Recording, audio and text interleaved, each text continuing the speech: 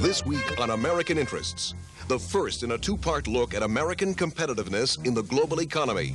Starting with Sir James Goldsmith, globe-trotting financier, raider, and corporate manager, describing what he thinks American business must do to stay ahead in the race for economic survival. The purpose of hostile takeovers are to go for the company which is failing in every respect, and when it ultimately fails, it does harm to everybody. And to cleanse it through a normal market process of making a free offer to all shareholders which they can take or reject, and where you can carry out the changes that are needed. And next week, the very different views of Rand Ariskog, chairman of worldwide conglomerate ITT, and an opponent of raids, leveraged buyouts, and the breakup of big companies for quick profits. You can't boost profits in the long run by suddenly buying back stock, by suddenly paying greenmail. You boost profits in the long run by increasing the effectiveness of your R&D program, your advertising program, your management programs for your people. These do not occur overnight the way the stock market has been expecting them to occur through Raider or LBO kind of activity. Two outspoken business leaders debate how America should compete in the global economy. From Washington, this is American Interests. American Interests is made possible by Pfizer Incorporated, an American-based company which conducts business in more than 140 countries around the world, and by Honeywell, providing control that enables people around the world to live better and work more productively, and these leading foundations.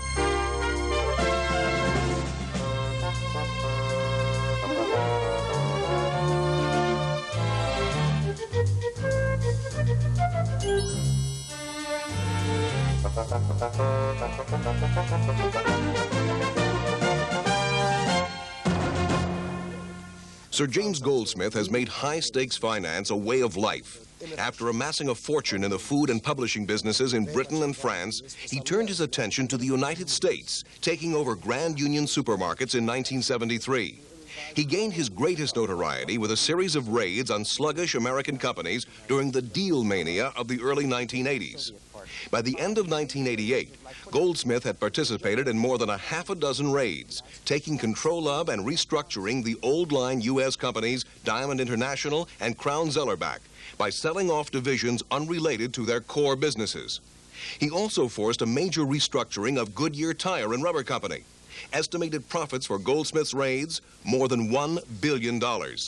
Then, as suddenly as he had arrived, Goldsmith withdrew almost completely from the U.S. market, taking profits before the stock market crash in October 1987. He still controls supermarkets and millions of acres of U.S. timberland, but has once again turned his primary attention to the European market. Welcome to American Interests. I'm Morton Kondracki. Sir James, what do you think is the future of the U.S. economy? I think it looks fairly good at the moment. Obviously, there are possible surprises. Of the traditional worries, you have obviously the federal deficit, but the federal deficit, in my view, is not a significant problem. If you compare it with other developed countries, it is lower as a percentage of GNP than the other developed countries. The accounting is done differently, and that's why people panic about it. Because here you take your federal accounts and you don't take your regional and municipal accounts and englobe them into one. You also write off everything as you pay on a cash flow basis. In Europe, for instance, we have them all together. And we write off things over the useful life of investments. Capital expenditures of the government. Correct. Therefore, if you take like-for-like accounting systems, the U.S. federal deficit is among the lowest of the countries of the OECD. Do you regard the United States as a competitive country? That is, in the most important products of the future, are we measuring up? You know, Americans are worried constantly about the fact that we're losing it, or the allegation that we're losing it in various areas of high technology to the Japanese, to the South Koreans, to the Europeans, perhaps. What do you can be a reasonable neutral? Certainly not to the Europeans. I'll come back to that later if you want to talk about that. But America has great vigor, great individual vigor. And you have two different types of structures to societies, to economic societies, those who are performing. Forget the socialist ones at the moment who don't perform. In Japan, you have a new kind, which is collective capitalism, very different to collective socialism, to which we've grown accustomed and see that we know they don't function. Whereas America is a system which I happen to admire, is a system based on individual freedom, individual innovation, individual motivation, I should say.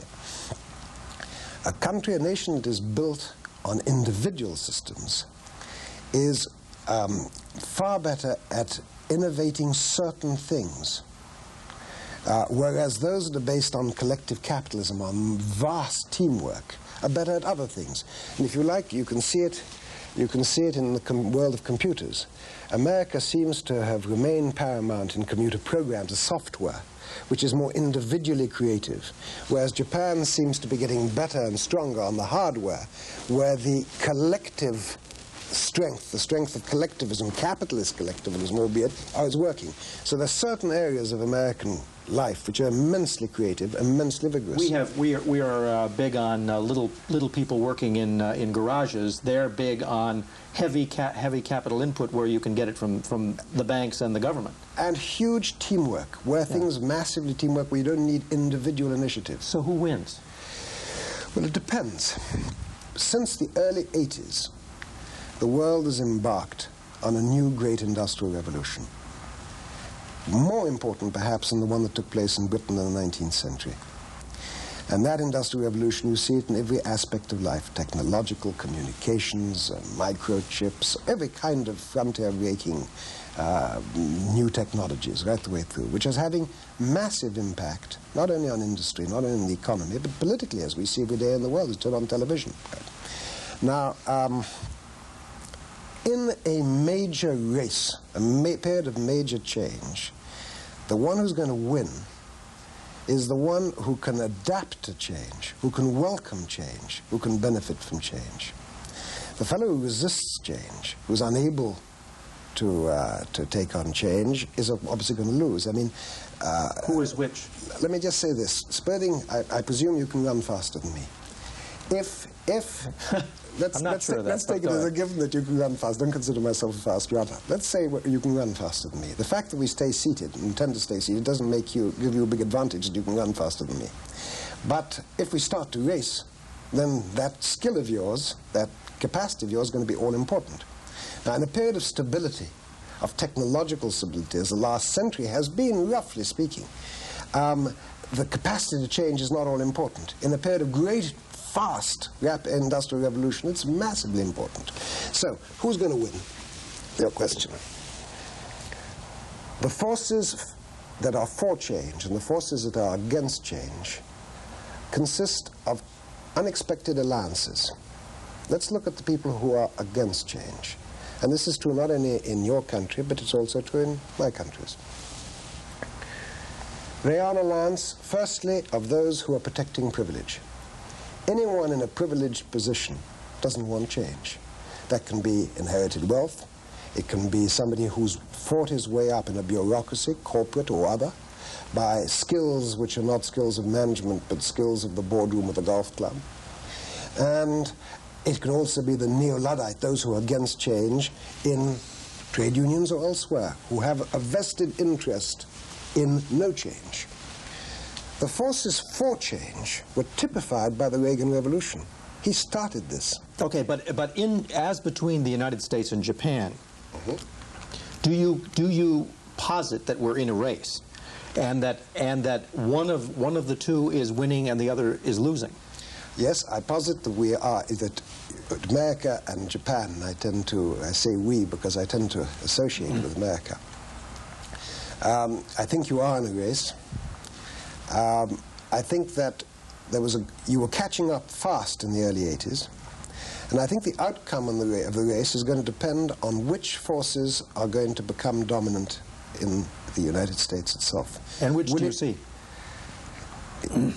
At the moment, there's a major reaction and the forces that are against change, what I call the triangular alliance, the alliance between big business, big unions, and those who believe in big government, that alliance is winning. By legend, Japan is an organization of such bureaucracies and huge enterprises. The government is organized that way, and these gigantic corporations, Mitsubishi and so on. Now, does that mean that they lose? It might do. First, Japan is a different culture, as I've said, and I'm certainly no expert on Japanese culture. Secondly, Japan is relatively new. They had a major period of corporate change during the war. It was all blown up, so they had to start again. So that's another factor. Maybe you're going to find sedimentation and the need for change. I happen to believe in the system which is based on individual freedom and which is able to benefit from change. And I think that as long as you don't block change, as long as you allow those incredibly vigorous individuals that exist in America to go out and fight freely, instead of being caught up in these unbelievable bureaucracies. Okay, let me stop you there. I now am requiring you to buy a 40-year bond in one country or the other, which you have to hold till maturity. Do you buy it in the United States, believing that that's going to pay off, or do you buy it in Japan? Well, as you're giving me a precise choice that I have to do, I would buy it in the United States. But I would be scared. And the reason I would be scared is, firstly, I'm not yet certain that this government is pro-change. I'm not yet certain that this government is going to continue the Reagan Revolution. I pray it is. And by the way, if I'd been American, I would have voted for it. Let me make it quite clear, but I'm quite convinced the other one would not. But I'm not yet convinced it will. Bush. I'm not the current administration, but we'll see. There's no point in, it's too early to tell. Secondly, I believe that there is a reaction coming in the States. You see, what happens to countries? It happens the same thing to countries and to individuals and to families. Why is it that it's very, very rare that a family can maintain its wealth? By the way, it's a good thing it can't, because that's what creates social change. If families could maintain wealth, you'd have ossification and class structures, which is exactly what you don't want. But why is it that it happens naturally? Because the patriarch goes out, fights his way to the top. He gives his son everything he didn't have. The son has security, stability, protection, and he rots. Right. And once he rots, it's all over. Right. Now, what is happening here? Here in the United States, you've had 7 years of growing prosperity. All of a sudden, prosperity is a given. All of a sudden, the atmosphere is coming about. It's natural. Prosperity is our natural right. It's almost a civil right. So, you forget that there are two quite distinct things in an economy. On the one hand, there's creating prosperity. That is the purpose of business. And the other is allocating that prosperity. That is the purpose of the nation by expressing its political will. If you confuse the two, you will have neither prosperity nor allocation of something which doesn't exist. After a period of substantial prosperity, people forget that obvious fact. As you well know, there are a lot of corporate officials, corporate officers who think that the kind of business that you have been engaged in is almost unpatriotic. That it costs money. It loads corporations with debt once it's over with. It destroys corporate strategies. You know, they want to have a strategy for doing whatever they do, and it's generally speaking wasteful and of time and energy and intelligence. Right. Well, first, let me just make clear on a personal basis, because you said you was opening. I don't actually happen to leverage companies substantially. Not that I have anything against junk debt at all. I've never issued one in connection with a bid. I've used my money. So, let's not personalize it. You've never used junk bonds? In connection with a bid, never. And that's number one. Number two, I don't just raid companies, we build them.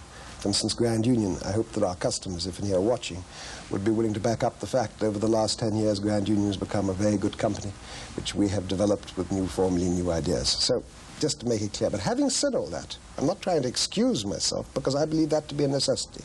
Firstly, I've never seen a good company be taken over. Only bad ones. I've never seen a good one taken over in a hostile bid. Secondly, I prefer hostile bids to friendly bids. Why? Let me explain to you. When you have a merger, between two friendly parties, what does it usually mean? It either means that they're both scared because they're going to be taken over, and therefore they're merging as a protection. Or it means that the management who's making the acquisition has dreams of imperial aggrandizement. What is the, rather than the desire to increase the value of the shares of his company? Now, what is the conflict of interest between a manager and an owner of the shares of his company? The owner of the shares of this company is interested, as you, I'm sure, are, in the value of your company, the value of the shares of your company.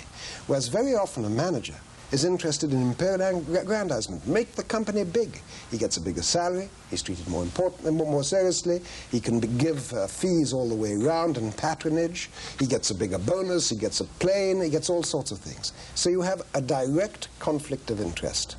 How do you attack that conflict of interest? When you have a company, when you have a manager whose interest is imperial aggrandizement at the expense of the value of the company, in other words, of the shareholders' interest, who entrenches himself by every possible device, how do you get him out? How do you get him out? Let me give you, you want me to give you two examples? Please. One example I read in the New York Times. There was apparently a deal cut between the bosses of the Round Table Company of New York State and Governor Cuomo and his government and his Congress, or whatever it's called. Legislature. Whereby big business would agree to higher taxation if the legislature enacted entrenchment devices such as the poison pill in the state of New York. Now that is typical, by the way, of how the triangular alliance works. The poison pill being the right of a corporation to have two different levels of stock. To entrench itself, to stop the free market acting on the value of the shares. In other words, to stop a shareholder deciding as to whether or not he can accept a bid for his shares in the free market. In other words, totally contrary to what this country has traditionally stood for. So that is one example. But let me give you another example. 2 or 3 years ago, and I'm a conservative, as I hope is clear from our conversation today. 2 or 3 years ago, I was the unions of a major airway came and saw me. They came and saw me where I was in New York. Start with an E? No. Okay. No. It was not really used at the moment. It doesn't. No. And, well, no secret, it was Pan American. And they came along. They were all there. Very nice people. And I said, why are you coming to me? I said, you know where I stand politically. And you know that I'm a capitalist. I believe firmly in capitalism. I believed in capitalism before I had any capital. And so I'm totally committed to it ideologically. And they said, well, we have a problem. We have bad management. We've had terrible results. We've had appalling losses. We're worried about our future. Our shareholders don't do anything. We have no active shareholders. They just sell and move. They vote with their feet. We need a capitalist. We need a capitalist to come in to solve these problems and to change the management.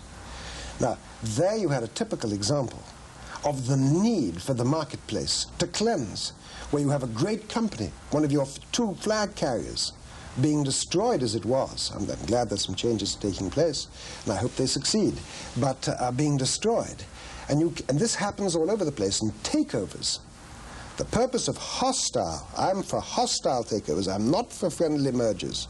The purpose of hostile takeovers are to go for the company which is failing in every respect, and when it ultimately fails, it does harm to everybody. And to cleanse it through a normal market process of making a free offer to all shareholders which they can take or reject, and where you can carry out the changes that are needed.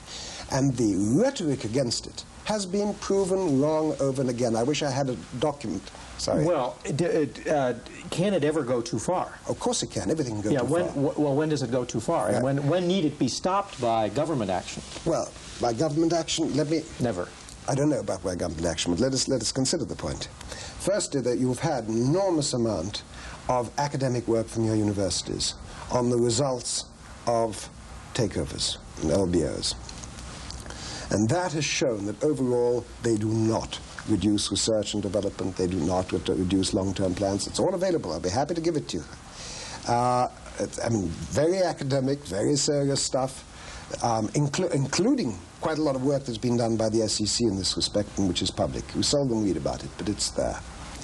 The idea that this period of massive reconstruction in America has created unemployment is, of course, totally in conflict with the facts when you've had the greatest growth of employment on a macro basis that has ever existed. And therefore, that is clearly nonsense. At lower wages. Well, is that true? They're starting to grow at lower wages and lower inflation, and I don't buy this point at all, because I think you've had an incredible period of economic growth and job employment growth. But the salary, until very recently, the salary of the average worker was stagnant, had been stagnant since the mid-70s. Until very recently, which is, I think, the operative word. It's exactly like in Britain. In Britain, they had to go through a period under Thatcherism of getting companies efficient, which did, in Britain, cause unemployment. Having created a sound base, they then moved up from there, and that's what's happening now. But you asked me the question, did it go too far? Does it go too far? The answer is yes, it can go too far. Yes, I do believe that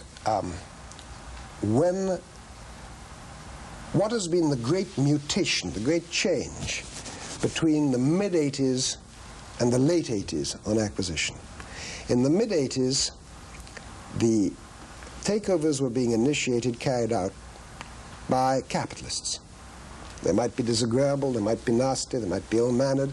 It's irrelevant. It's part of the business process of trying to create prosperity. The goodness, the allocation is a different process. Let's not mix them up, as I said before. In the late 80s, that moved. And who were the people initiating them? They were fee-driven operations. There was money put up by institutions, by pension funds, by state pension funds, by all sorts of people, put into pools and run by people who were drawing fees on. Nothing wrong with all that, but the motivations become different. Supposing you are the capitalist and I'm the fee-driven person, and there's a business that can be bought for $100 million. Right? If you pay $150 million with your money, you're losing $50 million. If I pay $150 million with other people's money, I get 2% upside fee, so I'm getting an extra $1 million fee. And I don't have the downside, it's not my money. So the motivation becomes different. What will Europe 92 mean to the United States? Could be dangerous. Could be dangerous. I think that there will be, it all depends where Europe goes, obviously, and what happens within Europe. At the moment, Germany is in a period of extraordinary flux, extraordinary instabilities. You can see in every field, not just economically, but politically, within NATO and everything else. France is very corporatist. Those are the two main legs of continental Europe. Britain is much closer in terms of ideology to America, but is a bit offshore Europe. It's a little bit like Japan or Hong Kong is vis-à-vis mainland China. If those countries, if the elections in Germany were to result in a socialist government in Germany, you would really have a socialist Europe, socialist corporatist Europe. They are already talking. If you read Gorbachev's book, Perestroika, what does he talk about? He talks about a common European home. He talks about a common European heritage. We must all build our home together. What does he mean by all that? He even says, by the way, in his book that he's talked to a lot of Western European leaders who agree with him, including Genscher of West Germany, among others. So what is he talking about? He's talking about an opening of the market of Europe to the east, from the Atlantic to the Urals and beyond. And what is he saying to them? He's saying effectively to Europeans, I am now becoming like you. You can believe it or not believe it, leave that to your judgment. I'm just saying what he's saying. I'm now becoming like you. Together, we can form an incredible market. This is what he's saying. Now, I just want to make it quite clear, I don't happen to agree with this, but I'm converting, and I just want to say it. Together, we can form an incredible market. 820 million people, from the Atlantic to the Urals and beyond. 49% of the world's GNP. Even North America is only 29%, North America including Canada and Mexico. He said he'll be able to say to the Europeans, if we close off that market, you will be the Japanese of Europe. We will give you the access to our markets. In Eastern Europe, it'll be your markets, your technology, your commerce, your exports, your finance. We, of course, can stabilize Europe because you won't have to spend money on military matters because we can bring in our military organization for stability. So imagine you Europeans, you will then be in a position to have a privileged export market, to lock out competition of Japan and of the United States, to cease spending money on defense. This is sort of Europe 2000. No, it is not. It is Europe today. Huh. It is negotiations which Gorbachev describes in his book, Le Monde, the leading French daily paper, the most influential paper in France, talks about the need. The editorial said that the best idea to come out of the presidential elections was an opening of Europe to the East. In the opinion polls, the most favored strategy of the German population is opening Europe to the East. This is today's problem. Now, if that happens, and there would be an incredible tragedy to freedom and to the world and to America, then you will have a Europe closed in on itself and benefiting from that locked-up market. But what, for example, what are you doing with your own money? At the moment, we're investing in the United States, as I said to you earlier in the program, and we are investing in Britain, because Britain is outside. Britain at the moment can see that. The whole of the Bruges speech, which Mrs. Thatcher was attacked on so much, was an understanding of the problems of Europe. So at the moment, our two principal areas of investment are the United Kingdom and the United States. Now, this would assume then that the Europe 92 idea will not be so all-encompassing that Britain would have to cave in to whatever the decision was of France and Germany. Well, it is not impossible that 1992, that Britain's position will be that, looking at Europe, she doesn't want to be part of such a socialist political union, and but does want to have free access in terms of trade. And it's not impossible that Britain will see her position, her role, as that of somewhere between Japan and Hong Kong vis-à-vis its mainland. In other words, their mainland is China, Britain's mainland is Europe. So, James, thanks very much for being with us. For American Interests, I'm Morton Kondracki. Next week on American Interests, the second half of a two-part debate on American economic competitiveness, corporate raiders, and leveraged buyouts. Rand Ereskog, chairman of ITT and a lifelong corporate manager, describes what American companies should do to fend off raiders and keep growing into the next century. That's next week on American Interests.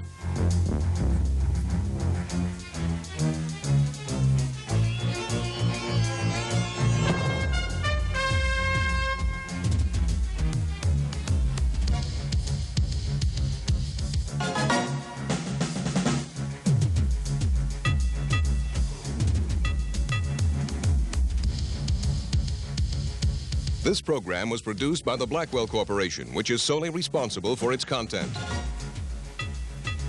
American Interests is made possible by Pfizer Incorporated, an American-based company which conducts business in more than 140 countries around the world. And by Honeywell, providing control that enables people around the world to live better and work more productively. And these leading foundations.